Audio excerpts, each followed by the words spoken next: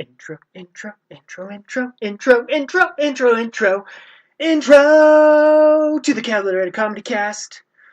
That is an intro I just made up, and it was done without the magic of editing. No, every single piece of that was my voice. Wow, wow. I may sound like kind of smarmy and douchey right there, but I was intending to sound like, wow, what I just done did was dumb. Yeah, and I apologize. I'm sorry about the dumbness of it. But you know who's not dumb? Transition time. Griff and Coldiron the third. He's probably not the third, but he is now. Griff and Coldiron. He is a magical man full of magical words and magical happiness. Just make you feel like pleasant and warm inside when you hear him. He does comedy. He's done little bits of improv. He's done rapping. He's been scouted by the NBA because he's a tall, tall, tall man. So welcome to the Tall Man Podcast, hosted by Colorado Comedy Cast, with me, Zach Harris, and also the magical Griff and Coldiron. Okay, bye. Well, I mean, okay, start.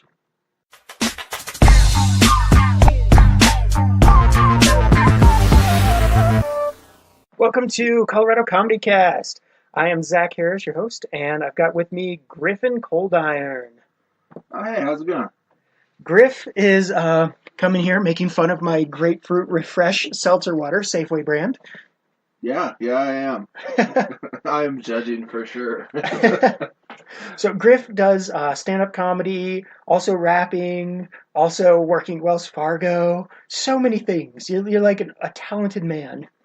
I get bored easily. What can I say? Nice. So what have you been up to lately, man? Working. Been doing quite a bit of comedy.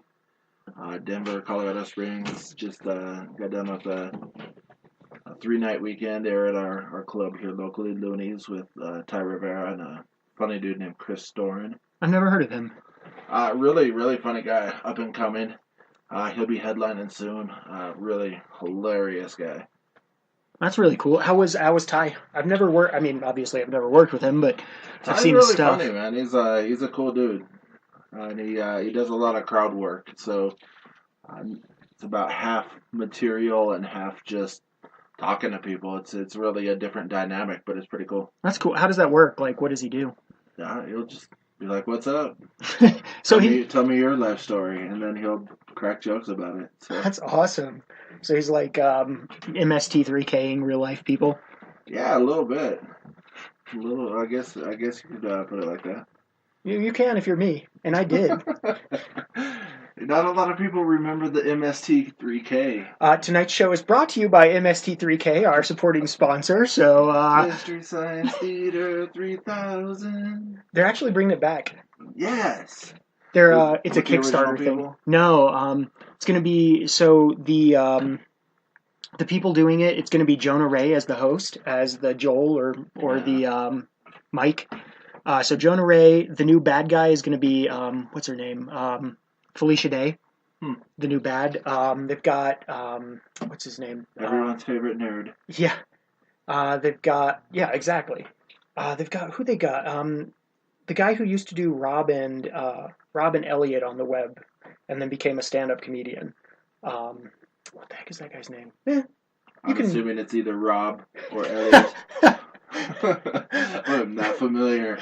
Shockingly, it is not. It is neither Rob nor Elliott. Nor Rob Elliott. Yeah, this guy is a tricky man. I feel like he's lying to everyone. He was. He totally was. So yeah, they're bringing him back. It's pretty cool. Yeah, I have a very, very much a distrust of anything remade. So I don't know how I feel about that. I thought Mystery Science Theater was kind of perfect, and then it went away, and even when it came back, it wasn't as good. So the remake, I'm not sure. Well, Joel, the guy who created Mystery Science Theater, is in charge of it. So he's picking all the people, all the voices, and he wanted. So far, they're doing a Kickstarter, so they brought it back for like 6 episodes, and if they get another like $1 million, they'll bring it back for 12 or whatever. Nice. I just don't know if anything can top the Pod People episode. Nothing. So good. Nothing. It's called Evil, kid. Those were the days, man. Kids today aren't going to know the joy of Mystery Science Theater.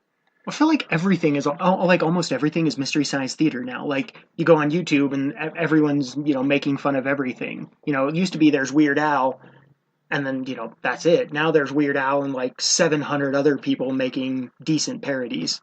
Yeah, and then for whatever reason, commentary is popular. There's millionaires off of video game commentary. It's ridiculous. Well, the reason that one is because YouTube pays you based on how long you keep people on YouTube.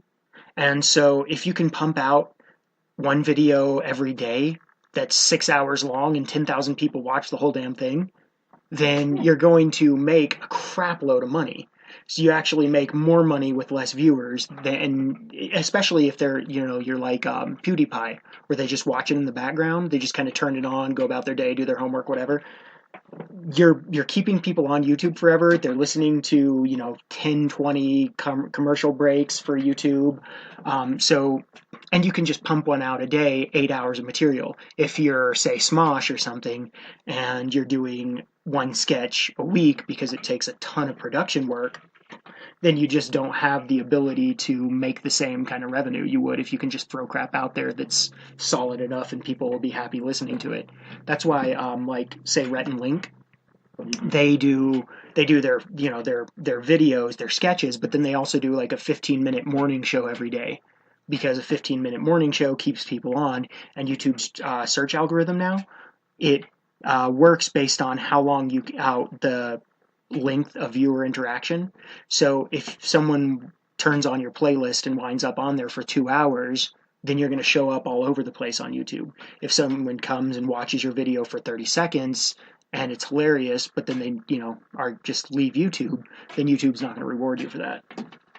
All right, it's time to start writing our 6-hour YouTube video then. If you're writing, you're doing that wrong. I imply writing. There will be no words written on paper or typed. You could do. You should watch NFL games and just bleep the entire game, like blur it out, fuzz it out, and just do commentary over it. Like, this just happened, and okay, just like sync this up with your DVR recording of today's Broncos game. With the express written consent of the National Football League, of course. There's actually got to be some good stuff we could do, like just because video game commentary, if you're not already like a crazy video gamer and you're not already doing it, I feel like, if you love doing it, go do it. But if it's a new thing, we should figure out some new way to do long play videos like that people would watch. It's a solid idea. I don't know what it looks like, but maybe it's a solid idea. Maybe you go to a Catholic church and maybe you whisper comment the whole thing. Commentary of Midnight Mass. We're standing up again. We're on our knees. And now we're standing up. Oh, wait, I think there's bread. Oh, the Cheez-Its are extra flavorful today. The Cheez-Its. Oh, that's messed up. Blame Dan Cook. He stole that from someone and made it popular. I've never heard that. Oh yeah, dude. I'm so hurt. I thought that was original. You're breaking my heart. No. I will gladly take credit for what's original, but I won't bite anyone else. Yeah. So you told me off the air that you wrote some good new jokes today, or wait. Oh yeah, man. I try to make jokes. Sometimes I'll make jokes out of comments that I make on Facebook or some other social media, and someone linked an article about this new series of billboards in Colorado Springs that were pictures of Santa, and it said, "Is it okay to skip church this season?" And it was like brought to you by atheist.org, and learn more about atheism. And to me, I thought the whole appeal of atheism in the first place was that they didn't have an agenda, that they weren't trying to convert you to anything. They were what they were. I mean, what's next, though? Are they going to come door to door and be like, "Do you have a minute for me to tell you the indifferent news about nothing?" I like that so much. There's like so many places you could go with that. I agree. I agree. Yeah, one of my best jokes came from a Facebook commentary regarding this girl who died during butt implant surgery. Just Died during butt implant surgery. That's ridiculous. it's true. That's ridiculous. It is. I won't go into the joke because it's a bit profane, but it's all good. You can check out Griff Coldiron on YouTube, and you can see that joke. This show also brought to you by Griff Coldiron on YouTube. I am your guest, so I'm gonna promote myself. This is kind of what a guest on a podcast or a radio show or anything does. There's gonna be some self-promotion, and I'm not even ashamed. So tell me about Griff.Coldiron on, what is it? No, it's just Griff, Griff, and Coldiron, my last name. It's spelled how it sounds, Coldiron. Just search that on YouTube. So I've looked at your YouTube, and I know you have what you have is the video of you doing loonies. It's like about 10 minutes. Yeah, and then I have, I believe Comedy Works has... Oh yeah, when we went up to Denver to do the... Yes, I need to post some more video. I need to record more in general, but... Yeah, but I mean, those are two really high quality videos. Yeah. And that the worst thing about that video in Comedy Works, though, is you can see where they cut it off at the end. Yeah, I was in a contest and I ran over my time limit, so it was a bummer. It was on one of my best jokes that I was ending to. But... Well, the thing was, okay, so we were up in Denver at Comedy Works, and Griff was doing the New Faces contest, and he was killing it. Like, people, basically, the reason he went over is because he timed all of his jokes without the standing ovation he got. Yeah, I wasn't expecting that level of response, and I thought I would advance in the contest just based on that, but just a killer night. So many good comedians that night. Oh, yeah. I think 3 of them were in the actual finals. 3 out of the 10. 3 out of the 12, 10. 10. And I missed advancing by fractions of points that night, so really a bummer. Yeah, well, I mean, and everyone, like, the headliner that night came out and was talking to you and was like, hey.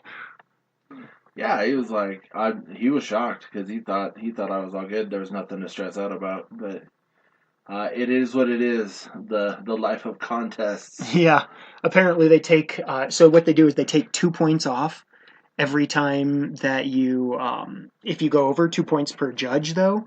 And so he lost 10 points. So he came in 5th by like 1 point. Yeah, it was crazy. It's on a 250 point scale, and I still scored over 200. Whoa, you did? I didn't know. Which out of the 144 comedians, there was 5 of us who scored over 200 and didn't advance. Yeah, that's nuts. Because I mean, you were telling me about your friend who said that the week before there were only 3 good comedians in the entire group. And 2 of them went over. And still advanced. So, oh, man. Yeah, contests are an interesting deal. They're a lot different than your normal comedy gig. Yeah. Well, how was that going? Like, I know you opened for Ty. How'd that go? The show with Ty was awesome. All the shows that entire weekend, I think we did 5 shows. Great audience response. We had 2 sellouts. That's awesome. Yeah, he was impressed. He says he sure will see me around the comedy scene nationally. So wow, yeah, dude, big is that compliments. Was that his actual exact wording? Yeah, that's awesome.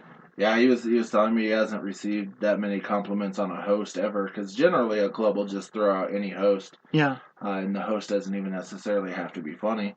It's just considered a bonus when the MC is funny. So nice. Yeah, it was a good thing. Chris, cool dude. Caesar? Storin, the middling comedian, the feature act. He's based out of Oakland, so he's trying to get me to go out to the Bay this summer, and he said he'll make his girlfriend put me up at the house. So okay, when you're getting the other comedians offering to take you to their house, yeah, that's good, dude. Yeah. How long were you doing? 15 minutes. Okay. Yeah, standard 15, and then introducing the other acts. But yeah, really good. Did some edgy material, some baseline material. It was good. Were you doing new stuff, or were you doing mostly the same set as the Loonies? It was about 60-40, about 40% newer stuff. Mm-hmm. I mean, when you tour and when you do paid gigs, you want to just basically do mostly your best jokes. Mm-hmm. Um, Open mics, sometimes a showcase, you'll throw in a bunch of new stuff. But See how it when a goes. club's paying you and has expectations, you really stick to what works. Well, which is funny because apparently their expectations are maybe he won't be terrible. No, it's good. I think next time I'm there, I'll probably be featuring. So. Oh, really? That's You're gonna? Did they talk to you about that? He mentioned it, so we'll Do you see. have 25 good minutes?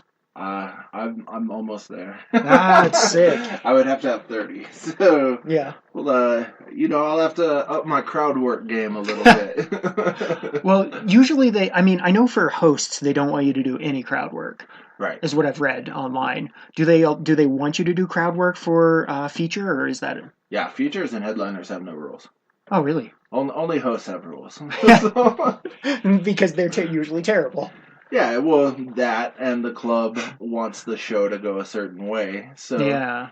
So yeah, they put rules on the host, and the attention, rightfully so, is supposed to go to the feature act and the headliner, and they don't put restrictions on them generally. Yeah. Now some clubs will, but here locally they don't.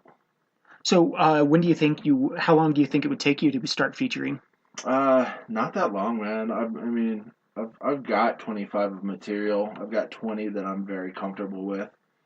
And I'm continuing to write, so I think I would be there. It's kind of a 3-month rotation with most clubs. Mm-hmm. You'll host every 3 months or so, or you'll feature every 4 or 5 months, depending on the demographic and yeah, exactly. So by the time that would come around in late February, March, whatever the case may be, I would have the material. That's awesome. Yeah, that's super cool. And are you actually going to go to Oakland? Yeah, man, I love the West Coast, so for me, I can turn it into a whole big vacation and hit up some other clubs. Clubs are always looking for MCs, and I have a buddy, Frankie, who is... Oh, yeah, Frankie. Yeah, Frankie P. He does a lot of MCing, and he travels for it. And clubs book him all the time just because they know he's a good host and he has video.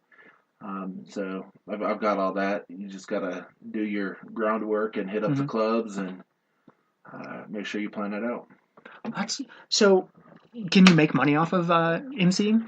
It's not glamorous.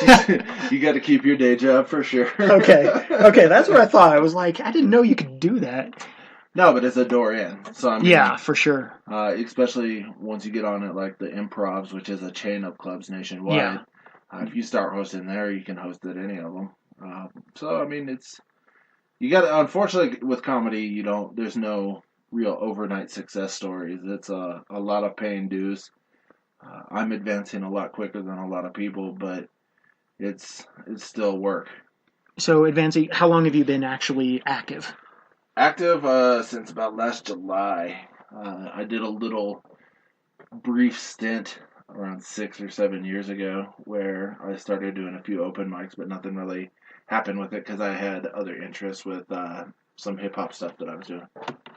Are you ever going to do comedy hip-hop? No. I don't like the idea of the mixture of the two. I mean, I know Lonely Island gets away with it, but I think they're two separate, like, entities for me. Yeah. They're sacred. That makes sense. What's kind of your philosophy toward comedy? What's your goal with it? I don't know. I want to get as good as I can get, whatever that means. So if it means breaking out, then awesome. That's a huge bonus. Mm-hmm. But if not, then I won't have cheated myself. Yeah. So are you in it, like, everyone has something that kind of drives them. Like, there's something internally that just makes you go, this is what I want. Like, for some people, it's the applause. For some people, it's the fame. For some people, it's just kind of... one of my friends, Jeremy, basically is like, I like being, like, going up on stage and be like, I'm in charge of you guys. I can tell you what to do. I can decide that you're going to laugh. He likes the control aspect of it. Yeah, I don't know that I like the control aspect, really. I think it's twofold for me. I have a big ego. It's just, it happens. We should point out, by the way, that Griff is also has a big everything. And I don't mean that the way it sounded. That did not sound right. He would not be the subject matter expert in all things that. So, well, yeah, I mean, I'm 7 foot. I'm basically I'm 6'11", but I'm a giant dude. So everyone knows it. If you see my video, you'll know what he's talking about. Yeah, no, but I do have a big ego. Then I like the gratification and compliments that I receive, and just having other people compliment my writing and my humor and different things. It feels good that way. But I also like bringing other people joy. I think that's the greatest thing about comedy is you get to make other people happy. Someone who's down, you can turn their day around or their week or. Or someone who's already having a time, you can make them have a better time. Yeah. It's so gratifying bringing other people joy with a few jokes. Yeah, that's huge. That's what I like with comedy too. That's what I've always liked. Why I like comedy is because when I was young, I was really depressed, and whenever I listen to or watch the Muppets or whatever, I'd be okay. Yes. The Muppets were that for me too. I'm a little Muppet obsessed. I even have a giant Muppets tattoo. Explain the tattoo. So the tattoo is the two critics, Statler and Waldorf, and they're kind of standing with arms folded, and it says "Haters gonna hate." It's a very gangster tattoo. So he's got the "Haters gonna hate," and then on the other arm. I've got the Statue of Liberty, but instead of a torch, she's got a 9mm gun. So he is a rapper. Yeah, no, that has nothing to do with rap. I know.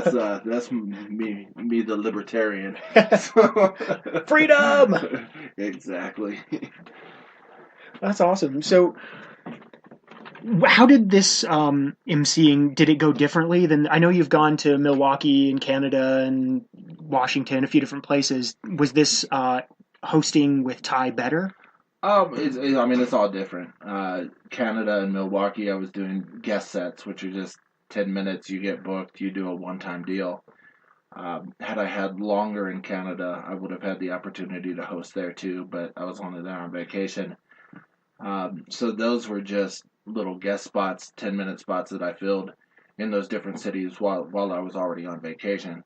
From me hitting the club up with my video and saying, hey, I'd like to do a set, and they were welcoming. How many clubs did you hit up with your video versus how many responded? I actually have only hit up 3 clubs with video, and they've all booked me. So, I don't know the pain of rejection yet because I haven't put myself out there quite so much yet. But we'll see how that goes as my vacation hours reset in January, and I actually look to tour a little bit. That's cool. What are you thinking for a tour? Well, I've made some connections just with shows I've done, so I've already got opportunities throughout Iowa and Chicago, and then I have my Bay Area options, and I'm sure that I'll make more connections as I go. Yeah, well, I mean, if people are inviting you to their house. Yeah, but that's comedy though, man, because Chris, he's a feature act, but he doesn't make a ton of money on comedy. He has a day job part-time to pay bills.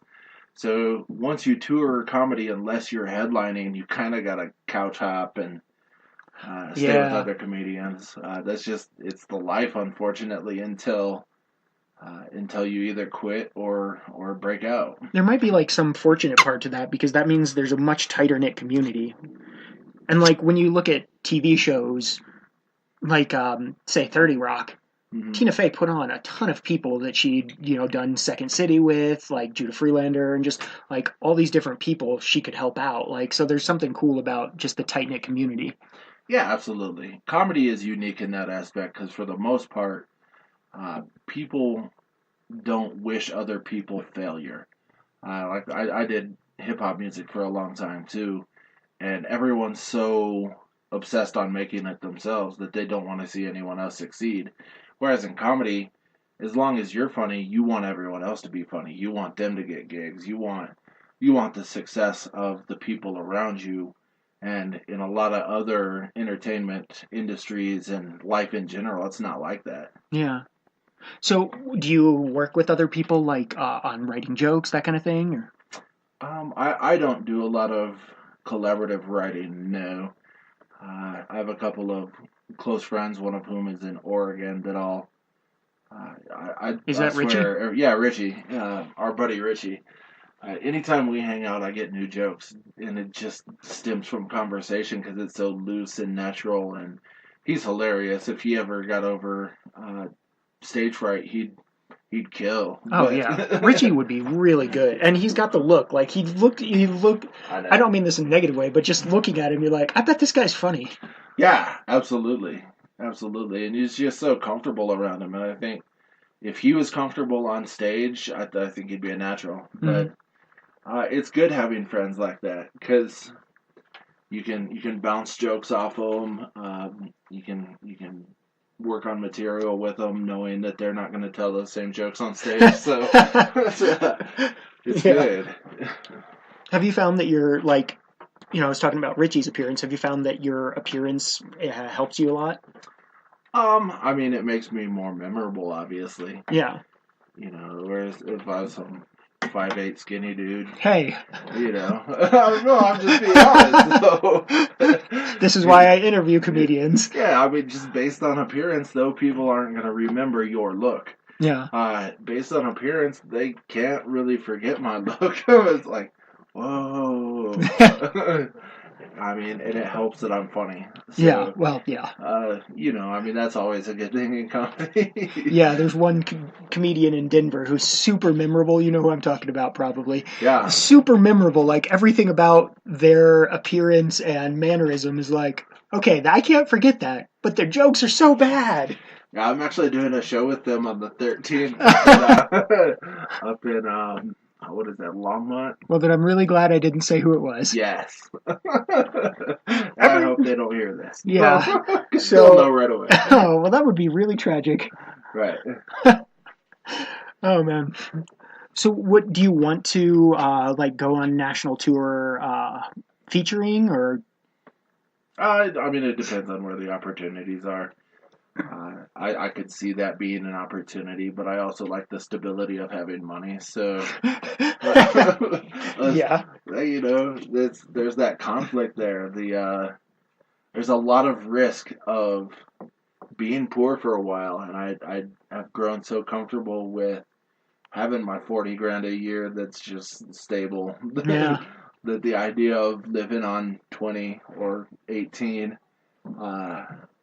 lacks a little bit of luster. Yeah. So, I mean, I love the idea of being a touring comedian and just making people happy city to city, but that's a tough idea.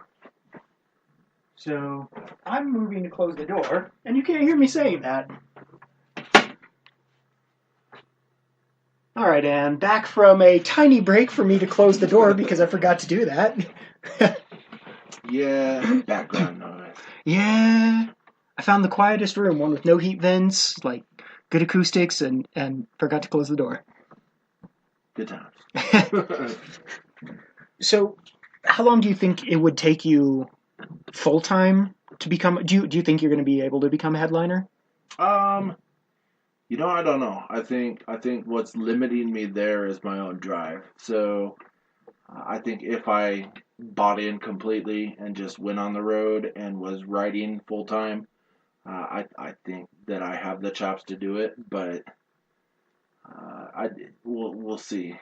Well, so my thought is, if you're continuing to move forward, and you've gone from a few minutes of jokes to host material to you're just about to feature material without being like all in, then maybe there's something about your approach that's working for you. Like maybe the stability gives you the confidence that you're not like desperate on stage. You're not like, if you don't laugh at me, I'm going to starve. Right. And I mean, even at 18 grand a year, I would be a long way from that. Yeah, I think there is definitely a comfortability of having a steady day job and doing comedy as a passion thing as opposed to a hey, I need to pay my cell phone bill and I need to pay my rent with these jokes. So I think definitely it's a lot more relaxed. Yeah, and so have you ever thought about, are you thinking about in the future putting out a CD or anything, doing promotions or? Yeah, eventually I want to have a solid 30-minute, I know the material front and back that I would be comfortable doing at a club and recording it and putting out an album. Yeah. So I've never thought about that, but I wonder if it makes sense to put out an album before you have like a full headliner act. Yeah. Because if you put out an album, you're not putting it out for the money if you're a low-level comedian. I would imagine you're putting it out for the exposure. Yeah, definitely, but it helps. I've worked with featuring comedians where they have their 30-minute. They're not headlining yet, but they have an album. Oh, cool! And people toss them $5 at the end of the show. You sell 10 of those per show. You're supplementing your club revenue. Well, $50 times 5 shows, $250 a week. That's $1,000 a month. That's solid. Yeah, I mean, definitely. So you want to have things to sell to people. Because generally people at clubs, they're a little bit liquored up, and if they like what you did, they'll buy it. Yeah. You should get a crazy extra large T-shirt that's just a Griff Coldiron and like covers up the entire body. Yeah, I don't know about that. Or maybe like a Griff Coldiron Snuggie. Yeah, that would be so great. Like, no comedian sells a Snuggie. That's way better. Branded Snuggies. A Snuggie with joke taglines. That would be awesome. I think there's some marketing opportunity there. You should just sell all random crap. Like, so instead of T-shirts and CDs, you should sell a Snuggie and then like a Griff board game where all the squares are like your face going, making big ridiculous faces. I don't think the world's ready for that. I'm so sad that the world's not ready for that. Hey, what can you do? Oh man, so what prompted the switch from rapping to comedy? I had the little taste of comedy several years ago, and and you were doing well. Yeah, I was doing fairly well. It was just open mics, but I was doing fairly well. And then met my buddy Joey, and we formed up a group called Sworn Enemies, and we started dedicating a lot to music, and so I kind of bowed out of comedy to focus on that. I don't know that I lost passion for music or whatever the case may be. I just remember really missing doing stand-up. Yeah. So last July, I went out to a mic with a few new jokes, a few old ones. And it just, right off the bat, it clicked. And I started doing more open mics and took this workshop that Chris Caesar put on. And the club here noticed my showcase set and started giving me hosting gigs. And then I started working out a comedy works up in Denver a little bit too. And made some good connections with the other comedians, and now I'm booking showcases, and I have video, so I'm booking other clubs, and it's quite the progression in a short time. Because, like I said, I know comedians have been doing it 3-4 years that aren't even getting booked at clubs to host even. So it kind of snowballed really quickly. Well, you do a good show. I mean, when you do a show, a lot of comedians, every comedian has kind of I don't want to say this, but an aura they project. Like there's something about, there's an energy, and when you do shows, your energy is like, I'm enjoying this, and I want you to enjoy this. Like it's a very positive energy, which is cool. Yeah, and I know what you're talking about. There's different styles of comedy. There's the mopey comedian who everything is unfortunate. There's the angry comedian who just wants to complain to the audience, and sometimes they'll throw a punchline in there. Yeah. Occasionally.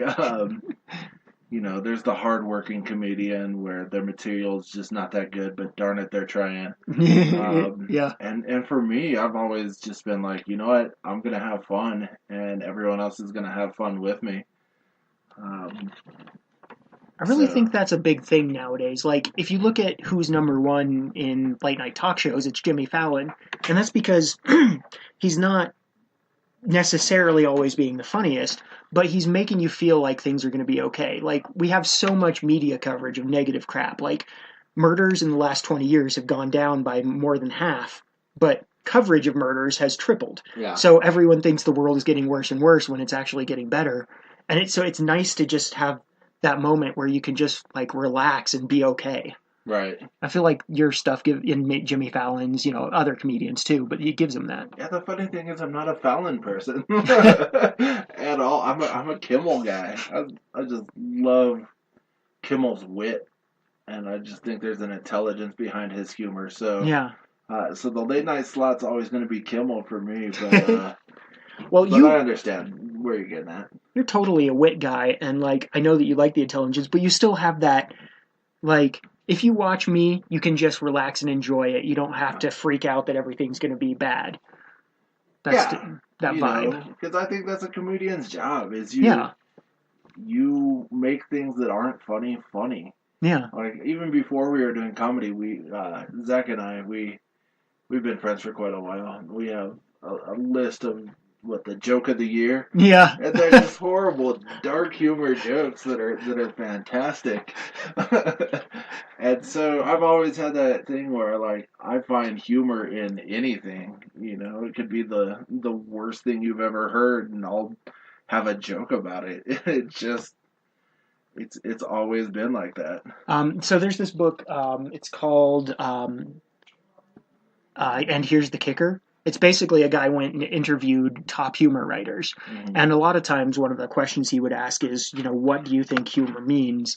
And I think it was Dave Barry who said it's basically the only rational response to a crazy, scary, irrational world. Right. Like it helps you cope with, the realities of your life. Yeah, and definitely that makes sense. So, I'm going to pause for a minute and think of an actual question to ask. I've run out of questions. Interviewing 101. Have questions. Yeah, I had them written down, but yeah. But you don't have your notebook or editing out stuff. This is the part of the show that we edit out. Da-da-da-da. Editing out stuff. Uh-huh. I think that you should have that transitional song and leave it in the podcast. Okay, I will leave that transitional song in. So here's the question I had. So what are your thoughts like on the whole Colorado comedy scene? Like how does it compare to where else you've been to, Washington and Canada, places like that? I mean, I have limited exposure in the other places because I've done one performance in them. So I can't really speak for the entire scene in like a Vancouver or a Seattle or a Boise or anything like that, or Milwaukee. But it's I don't know. It's different because Denver is one of the comedy capitals of the country. It's one of the top 5 most. When did that happen? I don't really know. It's just I don't remember that being the way it was.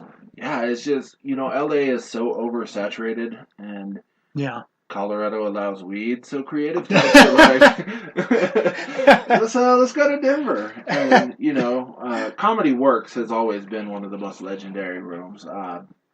It's Dave Chappelle's favorite room to perform in. Really? Amy Schumer and Natasha Leggero have done specials there. So is Mulaney, and it's really a famous room that all the comedians love to perform at. Even if they're doing Red Rocks or something that weekend, they'll come to a Tuesday night at Comedy Works and do a surprise set. That's super cool. I never knew that. Yeah, it's one of the most legendary rooms. And there's an Improv here, which the Improv is a famous chain of comedy clubs too. So Denver books pretty much everybody. And there's really a lot of great comedians there. The Springs there's some really funny people here. Mm-hmm. It's a little bit odd because in the Springs there's not a lot of open mics at bars and traditional venues. All of the open mics now have really transitioned into marijuana lounges. Yeah. So for me, that's not an environment I prefer to tell jokes in because the audience is a little bit more... Their wits are a little bit dulled and you're more a witty type? Yeah, their wits are retarded. And I mean that in the actual sense of the word and not the mentally challenged aspect that people might get offended by. If you look at a dictionary, you would know that I use that word correctly. But yeah, it's just there's a whole scene that's based on these weed lounges, and that's not for me necessarily. So I stick to the club and occasionally do an open mic if there's one at a bar or something here. Yeah. But most of the time I find myself going up to Denver to do mics. Fort Collins actually has tremendous scene, even though they don't have a comedy club. All the comedians are really tight-knit, and they pack out places. Really? I did a showcase a couple weeks ago, and the place was just jam-packed with people, all very supportive, and I think Colorado really in general, Pueblo's got a good scene too. Pueblo's constantly doing shows. Yeah, and a couple of the funniest comedians in the Springs, my buddies John and Charlie, they're actually Pueblo John comedians. And Charlie. Charlie McMullen and John Brown. Okay, yeah. Yeah, they're actually Pueblo comedians that happen to come up and do stuff here. Yeah. So Colorado in general, though, is really a thriving comedy scene with a lot of talented people. And it's pretty close knit. Unfortunately, the weed scene is a reality there. That isn't. It's not my deal, but it allows people to do material a lot. So. Yeah, that's true. We've got a lot of mics. I mean, when we were doing it maybe 6 years ago. So I also did a little bit of stand up and then quit for a few years. Quit for a few years, kind of thing. When we were doing it maybe 6 or 7 years ago, there was 2 mics maybe a week. Yeah. Maybe. There was the one at Thunder and Buttons and maybe the one at the what's that? It was called the Blue Iguana. Blue Iguana, yes. Yeah. That's what I was looking for. It has been 8 different bars since then. Yep. And now I think it's just a storefront for the Harley dealership or something like that. Yeah, or like I think it's spas, like jacuzzis. Oh, yeah. They sell jacuzzis. Yeah. Yeah, but now there's like, if you wanted to, you could go out to a mic almost every night, or pretty much every night. I mean, which we're a smaller town, maybe 600,000 people, so it's cool that we've got the ability to at least play. Now, do you work on your material at open mics, or how do you work your material? There's a process for me. Generally, I write at work. Sorry, bosses. Yeah, I'll just, for whatever reason, I find inspiration while I'm working on other stuff, and stuff will randomly come to me, and I'll start writing jokes at work. And then I'll start laughing hysterically, and my coworkers will look at me really concerned. And then I test my jokes on them. Yeah. And then if it passes that initial test, I'll start texting people like you and Richie and a few others. And if it passes that, then I'll try it at an open mic.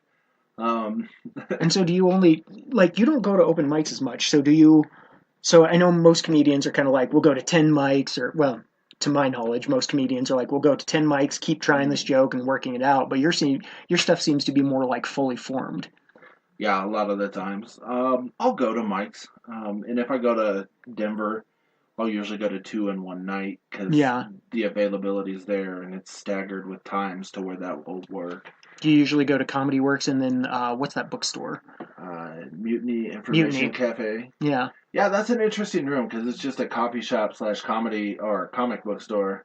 And generally there may be 5 or 6 people that are actual audience and 40 comedians. Yeah, it's ridiculous. All comedians, and they're all thinking about their own jokes, so you have to really have a presence to get them to laugh. Well, and even if they're not thinking about their jokes, they're analyzing your jokes. Yeah. So... Yep. It's the toughest rooms ever are ones that are just comedians. Because even when we're paying attention, we're thinking about why a joke is funny as opposed to just laughing. and how we can, use that format and be like, okay, so this could redo one of my old jokes that wasn't working. I could use it in this format or whatever. Yeah, I mean, we critique nonstop, and the most analytical minds, other than people in tech, are probably comedians. It's just nonstop analyze everything. Yeah. It's just funny because I've been looking, I read comedy books, and there's not as many analytical comedy books as I would have hoped. I mean, there's some, but, we have the Comedy Writing Secrets or, a number of others. Yeah. But not as many. Maybe there's the moneymaker right there. Yeah. Do the math behind comedy. That would be sick. That sounds incredibly boring. That sounds delightful. I would not read that book. I'd write the hell out of it, but I would not read that book. Even if I wrote it. I can't proofread anymore. This is killing me. Yeah. I have a very analytical mind, and I can do formulas and stuff pretty easily in my head, but I don't enjoy it. And, I would not enjoy that book. But I can see where a lot of people would, especially nerd comics, which is really becoming a popular niche these days. Well, I mean, because nerd used to be the weird people. Right. Because it would take all your energy just to figure out where the nerd stuff was. Now it's easier to be a nerd than it is to be a jock. And it's probably, in some ways, it's more culturally relevant to be a nerd. Because you have the ability, our society is switched to a computer culture, and in order to make it, you need to be computer savvy. So there's got to be at least a little nerd in you just to be successful in the society. Yeah, for sure. Yeah, I find a lot of times I'll type out a new joke as opposed to the traditional write it in a notebook. So even just that, there's a little bit of you gotta be up on things. Yeah. And so you were talking about doing Comedy Works and Mutiny. Where were you saying you do mics in Denver? Yeah. Okay. Monday nights I'll do this place called Goosetown Tavern, which is never even heard of it. Colfax, which everything is on Colfax. Yeah. Colfax, by the way, fun fact, longest street in America. Without, contiguous. Yes. So. The more you know. Yeah. Useless facts with Zach. Yes. So you can pick up a Colfax hooker 10 miles apart or 20 miles apart, and they'll both be equally creepy. Yeah, equally. Just different styles. Do you remember when we were talking about 78 years ago, we were talking about we were going to pick up a hooker for a bachelor party and play Scrabble with her because we thought she was going to put all dirty words. Not do anything sexual, just, hey, would you like to play board games with us? I still think that's a hilarious idea, and they would be so confused. It would be glorious just seeing the reactions. I mean, there would be 8, 9, 10 jokes just out of that hour. Oh, yeah. I guarantee it. Yeah. That is one of my dreams. That's it. But with our luck, you would get an undercover scene. Yeah. I swear, we were gonna play Balderdash. Is that new internet slang?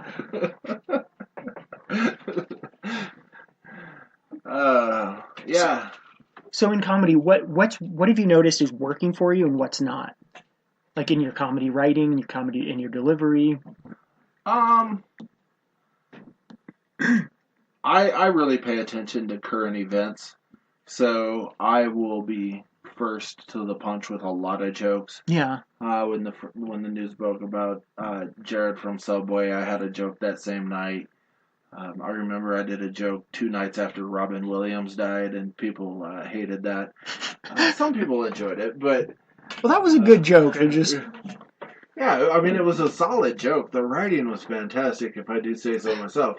And I did. But, yeah, it's just, I'll pay attention to the world a lot, whereas people in a typical bar or even comedy club won't have been paying attention to what's going on. Yeah, that makes sense. So I'll mention something, and if they know what's going on in the world, they'll find it funny. Yeah. But 90% of them don't pay attention to what's going on in the world. So I found topical works great with other comedians, but not so much with audiences. Yeah.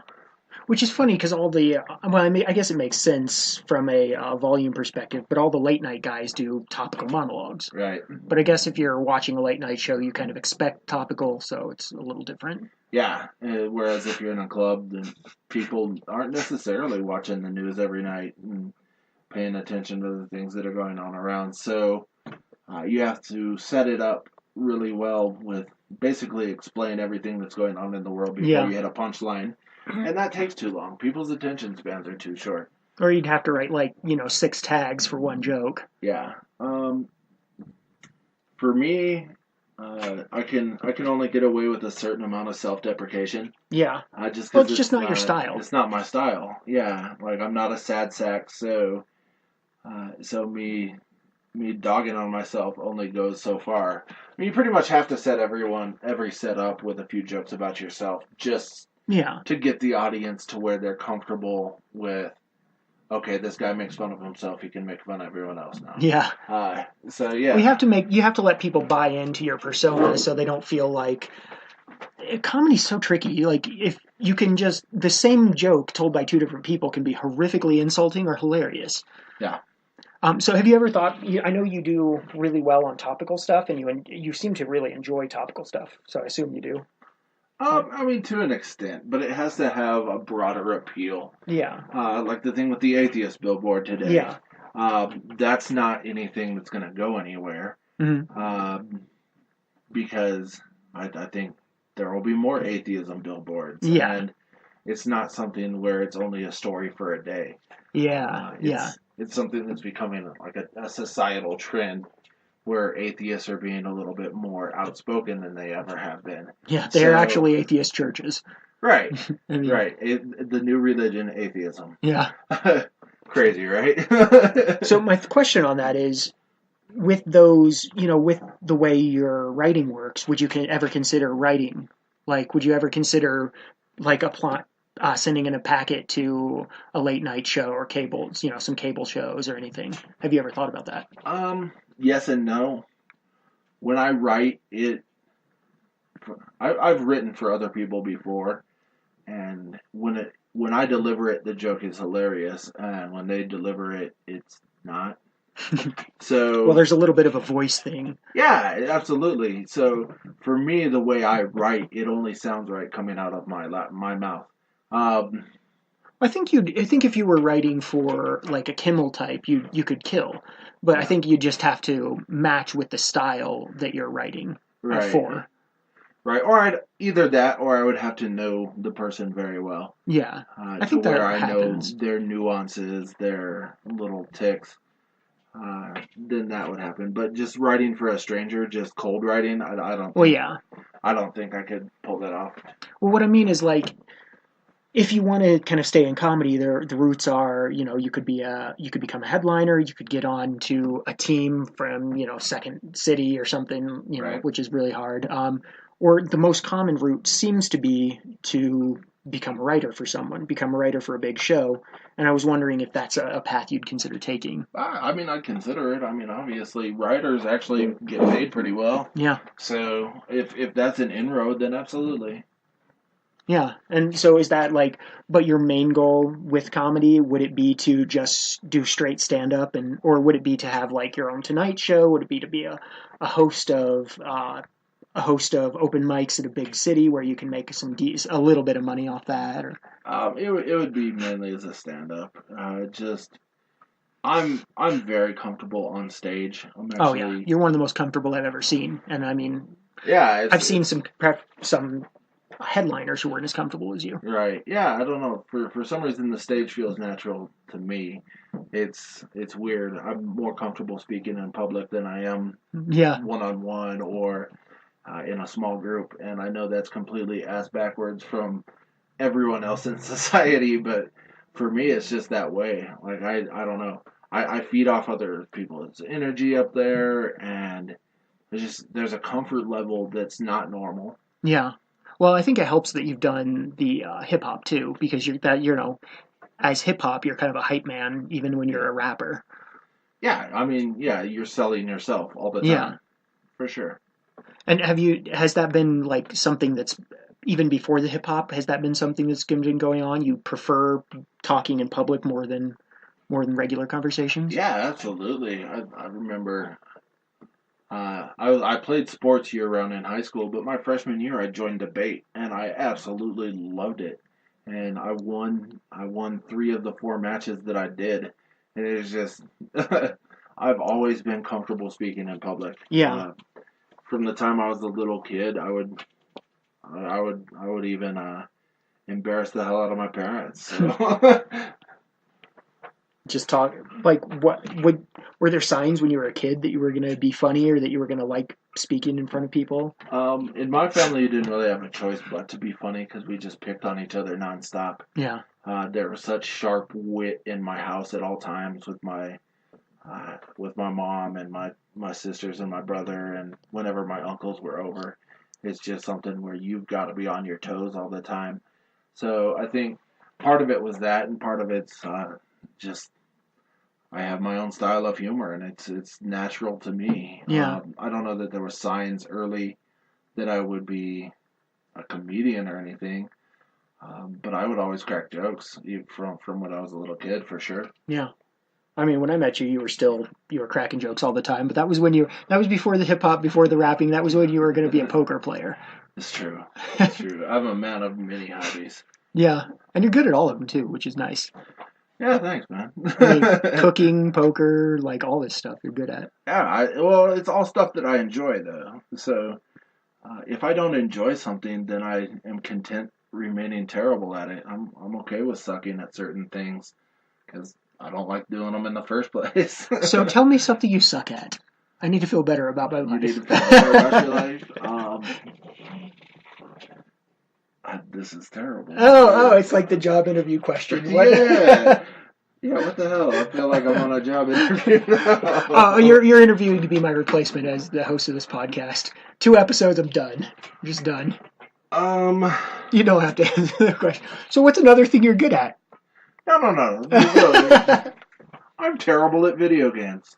Not gonna lie, I'm not good. Especially shooting video games. All my friends, they love the Call of Duties, and even when we were kids, it was the 007 game on the GoldenEye. Nintendo, and all these things. I've never been good at those, and so I've never really become a gamer because I am terrible at first-person shooting. Do you like it?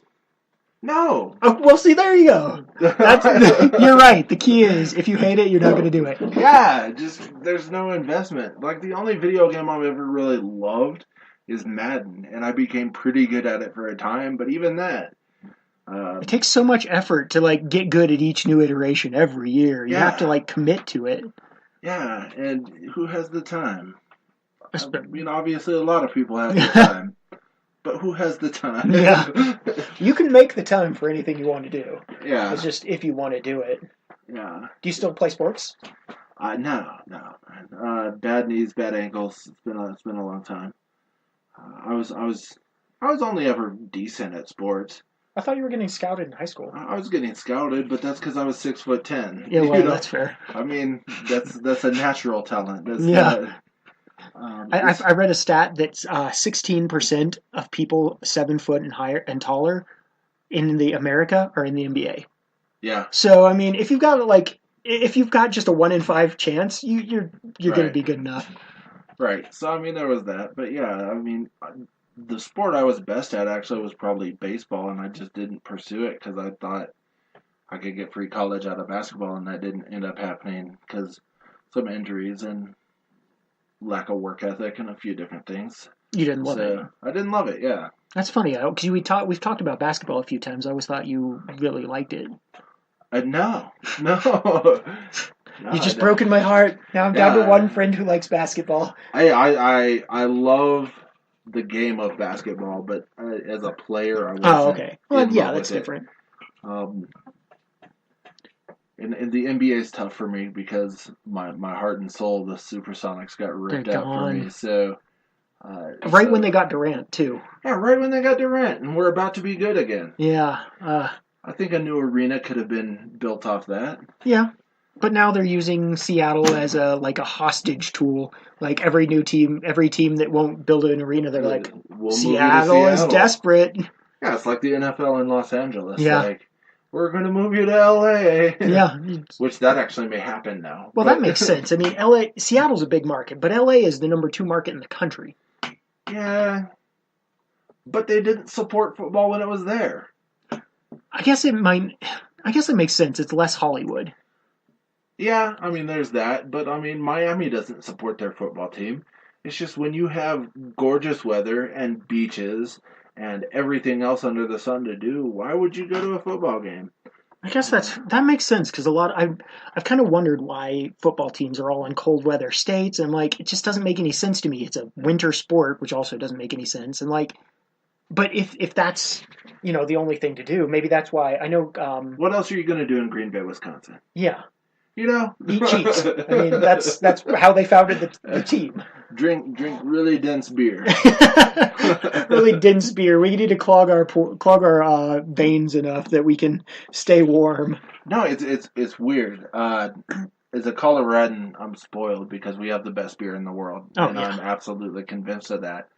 And I think that part of it is just our crisp, light, refreshing water. Yeah, our tap water. I drink our tap water. I don't even need to buy water. You don't need bottled water here.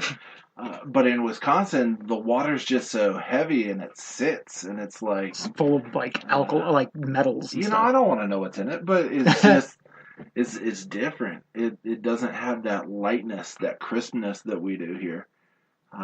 But yeah, we've got hundreds of breweries, hundreds of national ones. That sounded like a great sales pitch for Colorado beer, by the way. Yeah, this episode also brought to you by Colorado Brewery. If you're not up on some Colorado beer, you need to get up on some Colorado beer. And you probably are. I mean, Fat Tire. Come on, you've had a Fat Tire. Is Blue Moon Colorado? Yeah, Blue Moon. You've had Blue Moon with an orange. You know you have. You have fruited the beer. You have fruited the beer. I guarantee it. Yeah, and if you're going to fruit the beer, use an orange. Lemon, weird. I just don't get that. Lime, okay. Mexican. Yeah. Yeah, I've had a Corona without a lime, and it was horrific. It really is bad, isn't it? It's so bad. It is so terrible. Technically, I've had Corona with lime, and I didn't like it either, but I could drink it. Have you had it with lime and grenadine? I thought you were going to say lime and grits. I was like, yeah. A delicious texture sensation. No, I haven't. That sounds good, though. Yeah, grenadine and lime. I bet any kind of lighter beer would be good with grenadine. Yeah, not politically correct at all, but my buddies used to call it a Bloody Mexican. Oh, gross. But it was delicious. Yeah, that sounds really good. It made Corona palatable.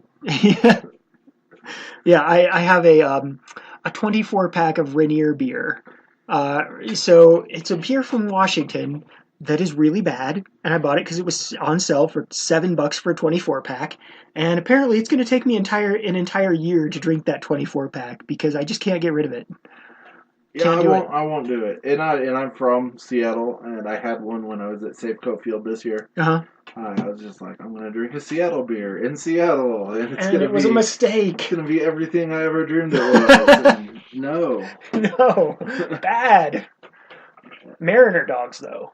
Mariner dogs are amazing. They're glorious. Who would have thought to put cream cheese and all these different things on a dog? If you have not had a bratwurst or sausage or hot dog with cream cheese and peppers, glorious.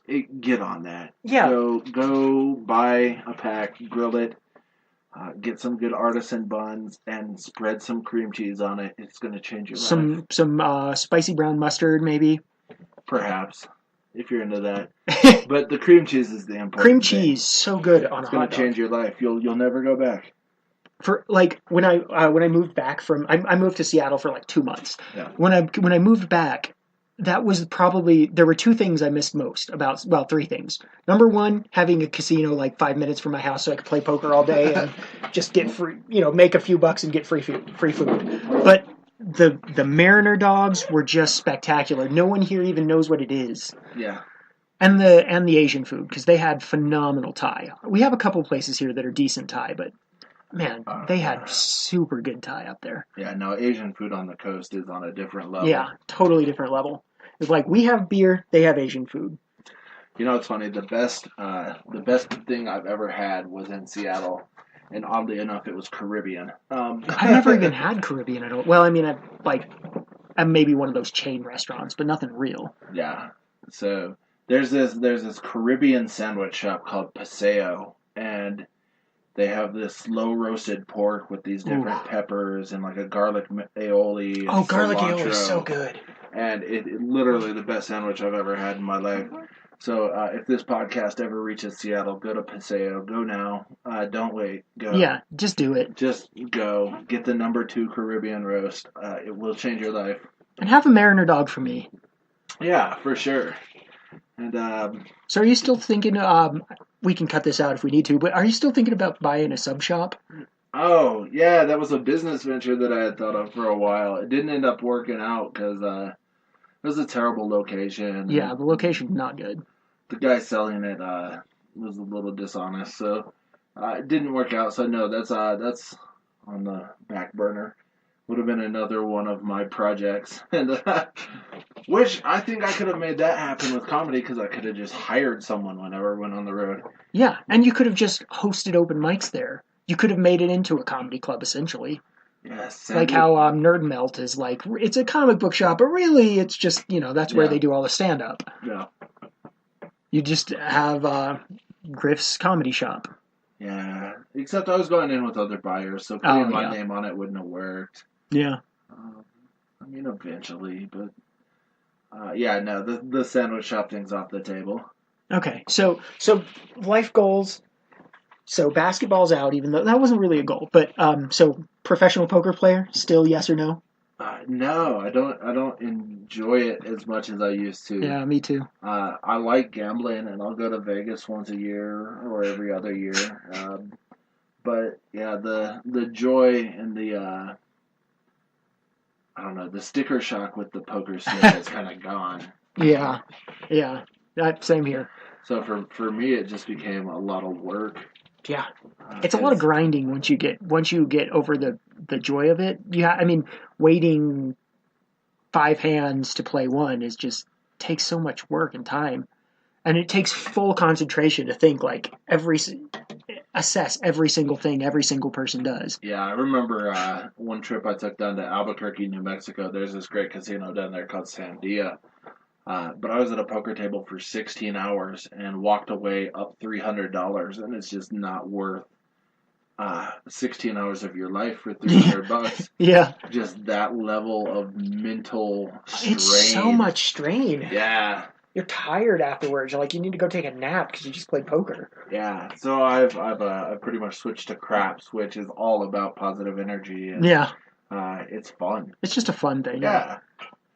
So no more poker. What about hip hop? Is that ever going to be one of your goals again?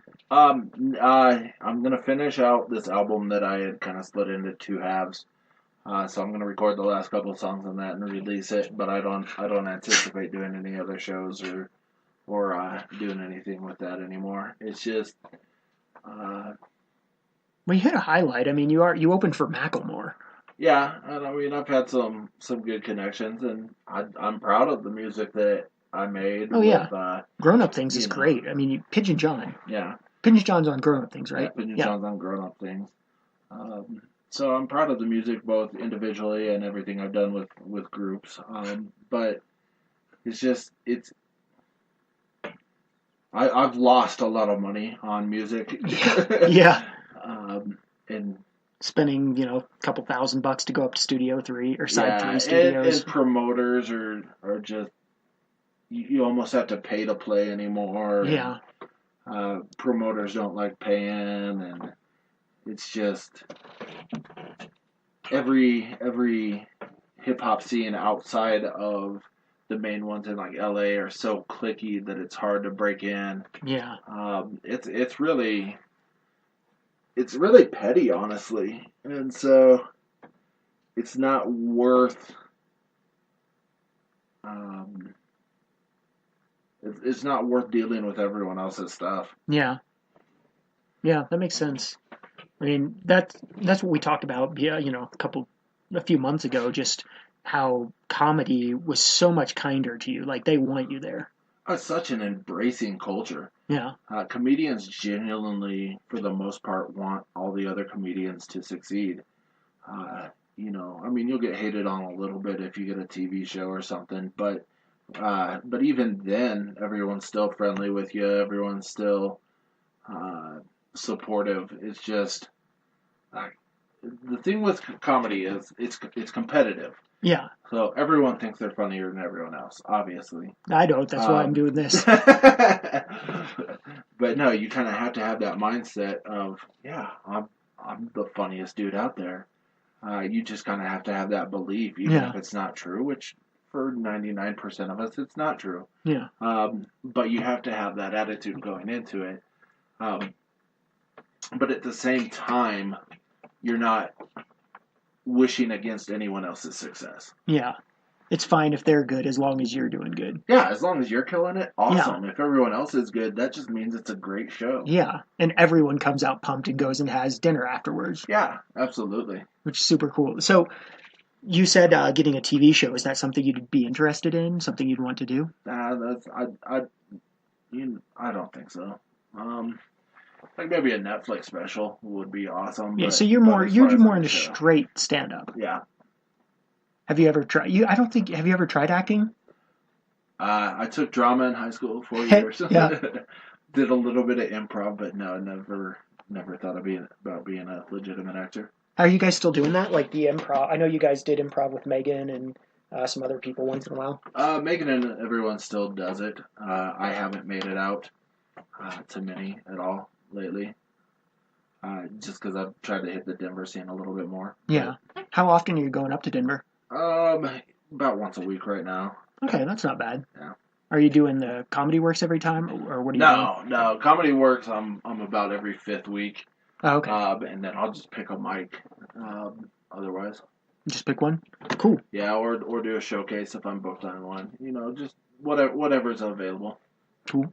So, final thoughts. What do you like about comedy? What's your thoughts on it? I love everything about comedy.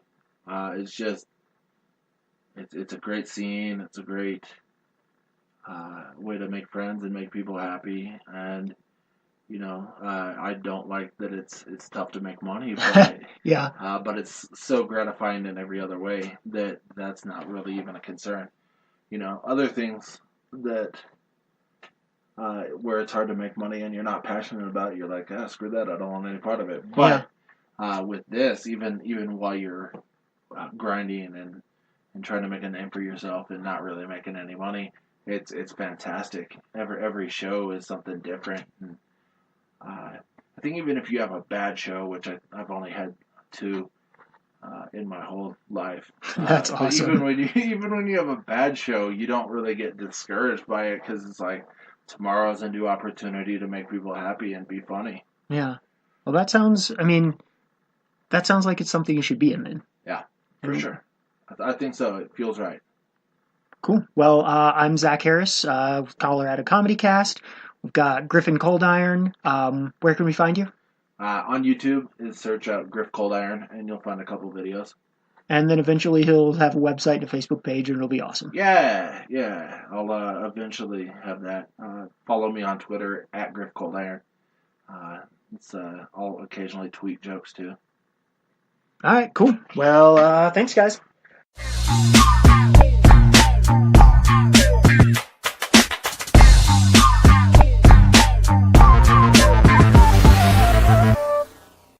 Thank you so much for listening to NPR's Slam Poetry Night, brought to you by all the slam poets out there who just have a word and a rhyme and a need to say some stuff and do their time. Yes, today was a lovely day. There was Griff and Coldiron. He's done such poetry as, "Man, your dog really stinks. Why'd you leave him out in the hot, hot sun?" And, "Boy, I really want a panini." We hope you'll join us next time on NPR's Slam Poetry Hour, brought to you by Colorado Comedy Cast. Goodbye.